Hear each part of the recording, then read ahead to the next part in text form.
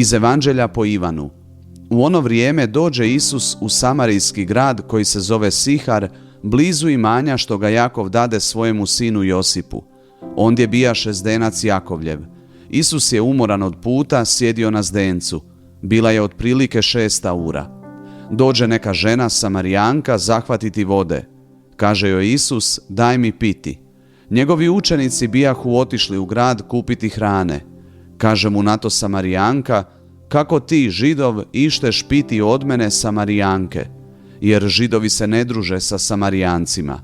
Isus joj odgovori, kad bi znala dar Božji i tko je onaj koji ti veli daj mi piti, ti bi u njega zaiskala i on bi ti dao vode žive. Odvrati mu žena, Gospodine, ta nemaš ni čime bi zahvatio, a zdenac je dubok. Otkuda ti dakle voda živa? Zar si ti možda veći od oca našeg Jakova, koji nam dade ovaj zdenac i sam je iz njega pio, a i sinovi njegovi i stada njegova? Odgovorio Isus, tko god pije ove vode, opet će ožednjeti, a tko bude pio vode koju ću mu ja dati, neće ožednjeti nikada. Voda koju ću mu ja dati, postaće u njemu izvorom vode koja struji u život vječni. Kaže mu žena, Gospodine, daj mi te vode da ne žeđam i da ne moram dolaziti ovamo zahvaćati. Gospodine, vidim da si prorok. Naši su se očevi klanjali na ovome brdu, a vi kažete da je u Jeruzalemu mjesto gdje se treba klanjati. A Isus joj kaže, vjeruj mi ženo, dolazi čas kad se nećete klanjati Ocu ni na ovoj gori ni u Jeruzalemu. Vi se klanjate onome što ne poznate, a mi se klanjamo onome što poznamo, jer spasenje dolazi od Židova. Ali dolazi čas, sada je, kad će se istinski klanjatelji klanjati Ocu u duhu i istini, jer takve upravo klanjatelje traži Otac. Bog je duh i koji se njemu klanjaju, u duhu i istini treba da se klanjaju. Kaže mu žena, znam da ima doći Mesija zvani Krist, pomazanik. Kad on dođe, objavit će nam sve. Kaže joj Isus, ja sam, ja koji s tobom govorim. Mnogi Samarijanci iz onoga grada povjerovaše u njega zbog riječi žene koja je svjedočila, kad su dakle Samarijanci došli k njemu, moljahu ga da ostane u njih. I ostade ondje 2 dana. Tada ih je još mnogo više povjerovalo zbog njegove riječi, pa govorahu ženi, sada više ne vjerujemo zbog tvoga kazivanja, ta sami smo čuli i znamo, ovo je uistinu spasitelj svijeta. Daj mi piti, vjeruj mi ženo. Nekako bih htio ovo što želim s vama, sestre i braćo, podijeliti između ova 2 Isusova glagola daj mi piti ili vjeruj mi ženo podijeliti. Što se to dogodilo toga vrućega, vjerojatno ljetnoga dana u podne na zdencu Jakovljevu pored grada Sihara u Samariji? Isus poslao svoje učenike neka odu u grad prikupiti nešto da bi imali što jesti, da bi mogli svoje djelovanje nastaviti. A on je ostao čekati na zdencu. Čekao je. A koga je čekao? Vidjet ćemo to tijekom ovog razmišljanja. Dođe neka žena, Samarijanka, ne znamo joj ni imena ni prezimena, niti išta pobliže o njoj, osim onoga što će Isus kao Bog iščitati iz njezinog života. Došla je u podne na zdenac kada se ne dolazi, jer je silno vruće i teško je. Vjerojatno je došla u to vrijeme da bi se sakrila od drugih. Je li bila upravo posljedica njezinoga skrivanja ono što je tek Isus iščitao iz njezinog života, njezin neuredan život? Imala je 5 muža do tada, a i ovaj 6. s kojim sada živi nije joj muž, tako je reče Isus. I potom je ona prepoznala da je on prorok. No Isus svojim postupkom ruši mnoge barijere, mnoge granice. On je zapravo rekao toj ženi, ljudima svoga vremena i nama danas, da je od svih mogućih zakona i propisa i pravila daleko najvažniji čovjek. čovjek slika Božja. Kako ona grešna Samarijanka, tako grešan ti, grešan ja, grešan svako od nas. Svome Bogu smo najdraži. On će sve srušiti samo da bi tebe i mene spasio. Ta žena je u njemu prepoznala proroka. Iščitao njezin život i mu dopustila mu je da joj priđe. On njoj, zamislite, govori daj mi piti. On ko Židov, a oni se Židovi sa Samarijancima nisu družili jer su ih smatrali nevjernicima i čak izdajnicima svoga židovskog zakona, propisa, tradicije, povijesti i tome slično. A još Isus razgovara sa ženom, zamislite, na javnom mjestu. To je u najmanju ruku bilo silno nemoralno. No Isus to čini mnoštvo puta. Ruši upravo te granice. Što to on kaže? Njoj daj mi piti.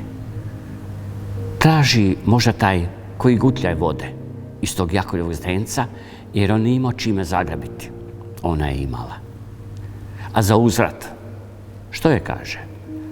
Ja ću tebi dati vode žive, od koje se neće moći ožednjeti.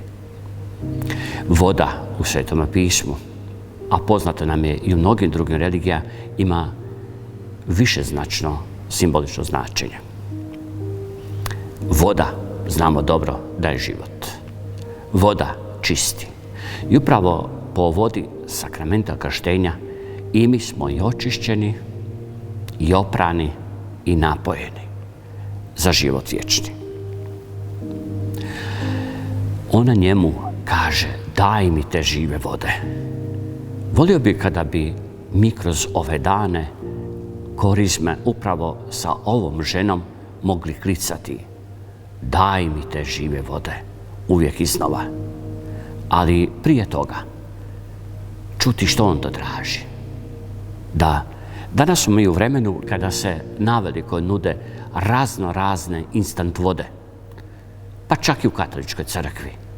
Od raznih duhovnih obnova, skazanja, pokušaja protestantiziranja katoličke crkve. Da, sve to čežnja ili još bolje žeđ čovjeka za Bogom. A onda nam se nudi koješta. Ono od čega se živjeti ne može.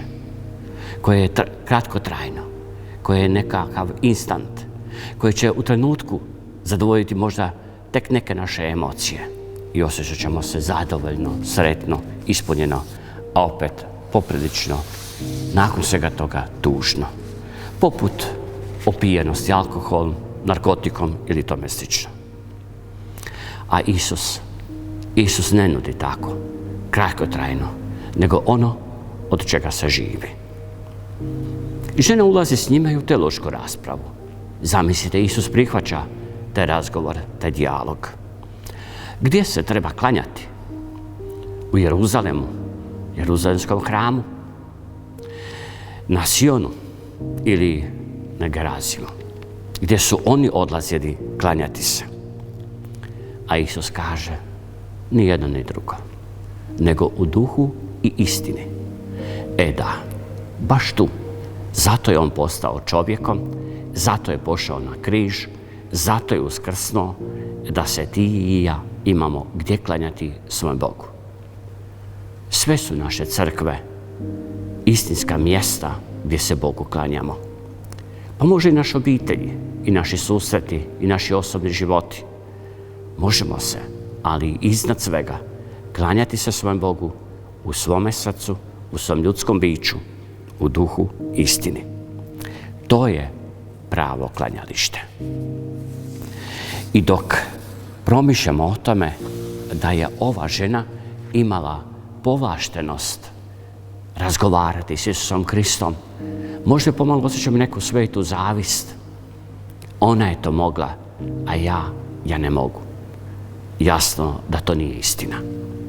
I ti i ja, svaki dan, svakog trenutka svog življenja, možemo doći svome Bogu, svome Spasitelju Isusu Kristu, s mnoštvom svojih pitanja, s mnoštvom onoga što nas tišti i što nas raduje, ono što nam je obilježilo naš život i što nam trenutno jest život. Zašto to ne podijeliti s njime? Zašto mu onda ne zavapiti? Gospodine, ti si prorok, ti si Bog, ti si moj spasitelj, daj mi žive vode. I on upravo čeka takav trenutak. Nemojmo mi predugo čekati takav trenutak, da ne bi na tom putu previše se iscrpili od prevelikoga čekanja, od možda prevelike žeđi, da ne bi smogli snage tada niti zavapiti. U sakramentu pomirenja, koji možemo reći da se na očigled i ovdje dogodio, gdje ona priznala svoje grijehe, gdje je zasigurno požela za njima i da je Isus Krist rekao: za tebe ima nade, za tebe ima spasenja. Da, i za tebe i za mene, za svakoga od nas ima nade, ima spasenja.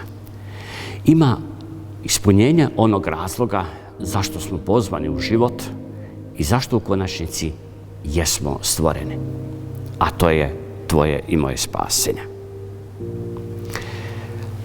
Koje bi mogli izvući kao poruke sa ovoga zdenca Jakovljeva pored grada Sihara? Kraljevstvo je Božje kao kada Isus razgovara sa ženom na Studencu. Kraljevstvo nebesko kao kada se Isus susretne s ljudskom savješću.